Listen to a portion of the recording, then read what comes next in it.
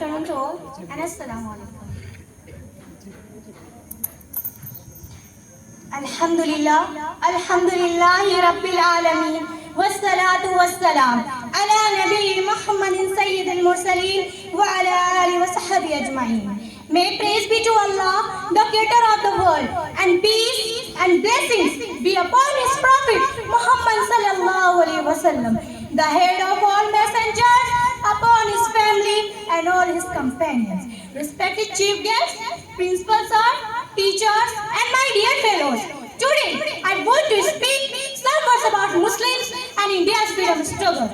In this gathering, I will shed some light on the sacrifice of Indian Muslims for freeing India from the clutches of the English. Dear audience, the onslaught of Europe on India started with the Portuguese pirates in 17th century. But it was a high time when the Englishmen of East India Company, distinguished as traders, established basic with an eye on his wealth. Sahawaliullah Muhaddis Delhi 1703 to 1762 was the first person who apprehended the danger. He chalked out a plan of complete revolution. Meanwhile, they began to expand its area. It resulted in fierce fight between the company and Sajid-Dola. Sajid-Dola was defeated and the door was opened for Britain to occupy Bengal.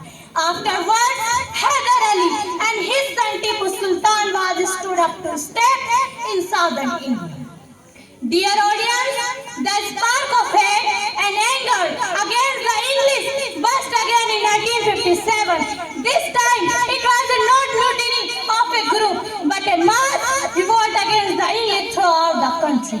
In Shamli, Indians revolted in the leadership of Haji Imdadullah while they were fighting in Lucknow and Faizabad under the command of Begum Nawab and Maulana Ahmadullah. Meerut and Delhi were the centers where Indian army men were fighting for Sultan Bahadur Shah Zafar. Since the power was less Muslims, so they were naturally the first enemies of alien government. According to historians, 27,000 Muslims were only hanged to death. Shah Zafar was exiled to Rangoon and his descendants were finished off. After the leaders changed their strategy, they started setting up educational institutions across the country to combat the district policy. On the foremost of them was Maulana Muhammad Qasim Nanakawi and his colleagues who established Darul Uloom in Deoband to produce a team of ulama who could fight eyeball to eyeball with British government. The Jamiyat leaders worked with Congress and inspired to adopt complete freedom program. Today, it is a tragic enough that Muslims are blamed that they are dictators. Muslim fighters, instead of being paid homage, are removed from government, school textbook and history. Thank you. May Allah keep Muslims of India safe and prosperous, and may India be the most peaceful and horizon place in the world. Assalamu alaikum.